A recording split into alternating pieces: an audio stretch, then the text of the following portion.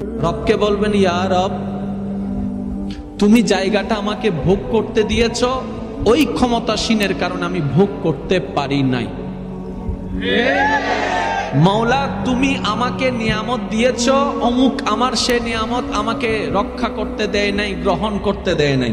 একটা কথা মনে রাখবেন, শ্রদ্ধার সাথে বলি, আমার ভাই বোন যারা ইয়ং জেনারেশন আছেন, আপনাদের উদ্দেশ্যে একটা কথা বলবো। আপনি আমি যেই মুহূর্তে সময় কাটছে না বলে আফসোস করছি, ঠিক এই সময়টার জন্য হসপিটালে অনেকে কান্না করছে। আল্লাহ, যেই ডাক্তার রুগীকে বলেছে আপনার মাত্র সময় আছে, আর মাত্র 3 দিন, 7 দিন, 1 সপ্তাহ আপনি বাঁচবেন, ওই ব্যক্তির কথা চিন্তা করেন। সে বারবার এক একটা সেকেন্ড, সে হয়তো পারলে ধরে রাখতো সেকেন্ডের কাটা, সে যদি পারতো ধরে রাখতো সেই সময়ের কাটা, সে যদি পারতো সকালের সেই সূর্যটাকে ধরে রাখতো, সেই 1 সেকেন্ড যাওয়া মানে 1 সেকেন্ড সে মৃত্যুর কাছে চলে যাচ্ছে। ওই ব্যক্তির কথা একটু চিন্তা করেন না, যে ব্যক্তিটার সামনে মৃত্যু ডাক্তার জানিয়ে দিয়েছে, যদিও হায়াত মওতের মালিক আল্লাহ, ডাক্তার জানিয়ে দিয়েছে তুমি আর 1 সপ্তাহ বাঁচবা। এবার সেই ব্যক্তিটার সময় কিভাবে যাচ্ছে, আপনি আমি যেই সময়টা কাটছে না বলে আফসোস করছি, এই একটু সময় পাওয়ার জন্য কিছু মানুষ কান্নার পরে কান্না করছে। তাই সবার উদ্দেশ্যে একটা কথা বলবো, জীবন যেহেতু আছে দুঃখ কষ্ট থাকবে, জীবন যেহেতু আছে যন্ত্রণা থাকবে, জীবন যেহেতু আছে বিপদ আপদ তো লেগেই থাকবে, জীবন যেহেতু আছে আপনার কষ্ট যন্ত্রণা থাকবে। কারণ এই জীবনটা দুনিয়ার, আর এটা দুনিয়া, এটা জান্নাত নয়, এটা জান্নাত নয়, এটা জান্নাত নয়। আরে মুসলমানদের সুখের জায়গা তো দুনিয়া নয়, জান্নাত। আমরা তো দুনিয়ায় সুখ করতে আসিনি, আমরা তো জান্নাতে না সুখ করতে আসি। রবে তো আমাদের জন্য জান্নাতের সুখের ওয়াদা করেছেন, তাজরি মিন তাহতিহাল আনহার ওয়ালা। হে আমার বান্দারা, কোন রকম কষ্ট করে দুনিয়ার সময়টাকে পার করে ঈমানটাকে সাথে নিয়ে, আমলের কিছু সাথে নিয়ে পাহাড় বানিয়ে আমি রবের কাছে তুই একবার আয়। আরে তোর জন্য আমি যা তৈরি করে রেখেছি তুই কল্পনাও করতে পারবি না, তুই ভাবতেও পারবি না। আল্লাহ কি তৈরি করে রেখেছো? রব্বে করিম বলে, তোদের জন্য আমি উদ্যান রেখেছি, একটি বাগান রেখেছি, ওই বাগানের নাম জান্নাত, ওই বাগানের নাম জান্নাত। সুবহানাল্লাহ, ওই বাগানের নাম জান্নাত রেখেছি। ও মাওলা, কেমন জান্নাত তুমি রাখলা? রব্বে করিম বলে, আরে এই জান্নাতের দৈর্ঘ্য প্রস্থ তুমি কতটুক জানো? জান্নাতের যেটা সবচাইতে ছোট রুম, জান্নাতের যেটা সবচাইতে ছোট রুম, এটা এই পৃথিবী সমান 10টা হবে। এই কথাটা মনে বসায় ফেললে আপনার জীবনের অর্ধেক দুঃখ শেষ। আপনার আমার পাওয়াটা কোথায়, এখানে না ওইখানে? সবাই সবাই একটু বলেন। এখানে আসলে আমাদের পাওয়ার কিছু নাই। এই দুনিয়ার জীবনে আপনার আমার যদি কিচ্ছু পাওয়ার না হয়, কিংবা আমরা যদি কোনো কিছু না পাই, আমাদের মিসিং থাকে, মনে কষ্ট নিয়েন না। রবকে বলবেন, ইয়া রব, তুমি জায়গাটা আমাকে ভোগ করতে দিয়েছ, ওই ক্ষমতাসীনের কারণে আমি ভোগ করতে পারি নাই। মাওলা, তুমি আমাকে নিয়ামত দিয়েছ, অমুক আমার সে নিয়ামত আমাকে রক্ষা করতে দেয় নাই, গ্রহণ করতে দেয় নাই। মাওলা, তুমি আমাকে দুনিয়াতে যা দিয়েছ, হয়তো আমার ভুলের কারণে সেটাকে আমি রক্ষা করতে পারি নাই। মাওলা, আমি আপত্তি জানাবো না, আমি আফসোস জানাবো না, আমি বিরক্ত বোধ জানাবো না, আমি রাগ করব না।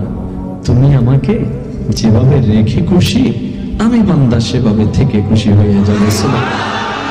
এবার রব বলবে, কিরে বান্দা, তোর ভাই তো এই চাই, তোর বোনে তো এই চাই, তোর স্বামী তো এই চাই, তোর স্ত্রী তো এই চাই, তুই কি চাস?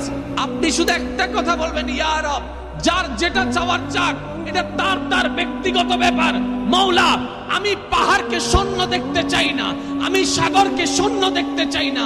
মাওলা, আমি সেই দুনিয়ার কোনো সুখ চাই না যেটা সাময়িক সময় আমাকে কুয়াশার মতো করে ধরে আবার চলে যাবে আমাকে ছেড়ে। আমি সেই সুখ চাই না, আমি সেই শান্তি চাই না, আমি সেই খাবার চাই না যেটা 4 ঘন্টা পরে আবার ক্ষুধা লেগে যায়। মাওলা, আমি সেটা চাই না, আমি অনন্তকালের চাই, আমি বেশিটা চাই, আমি বেশিটা চাই, আমি অনন্তকালের চাই।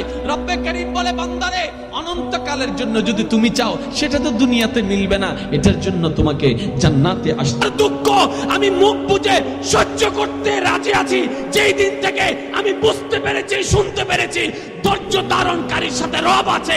আমি আজকে থেকে ধৈর্য ধারণকারী হয়ে গেলাম। আল্লাহু আকবার।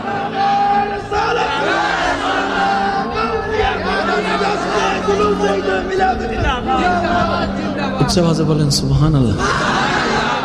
তাহলে আমরা এখন আছি কোথায়? পৃথিবীতে। এটার চাইতে সুপার বেস্ট হচ্ছে আমাদের জন্য কি? জান্নাত। 1 ঘন্টার ভিতরে এখানে সুখ থাকি কয় মিনিট? রব্বে করিম বলে, বান্দা দুনিয়া তোদের জন্য নয়, দুনিয়াকে জান্নাত বানিয়েছি আমার দুশমনদের জন্য।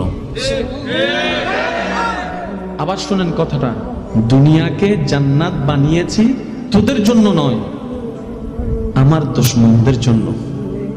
এবার আমরা বললাম, রব্বে করিম দুনিয়া তোমার, আমরা তোমার, সবই তোমার, আমাদের জন্য না করে তুমি তাদেরকে দিলা কেন?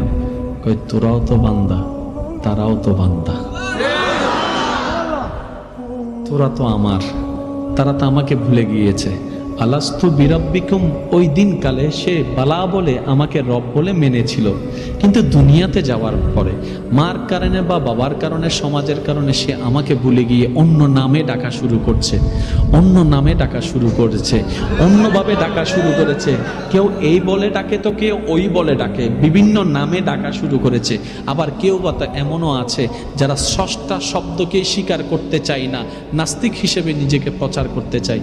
যাই হোক, বান্দাটা তো আমার, বান্দাটা তো আমার, আমার একটা সৃষ্টি।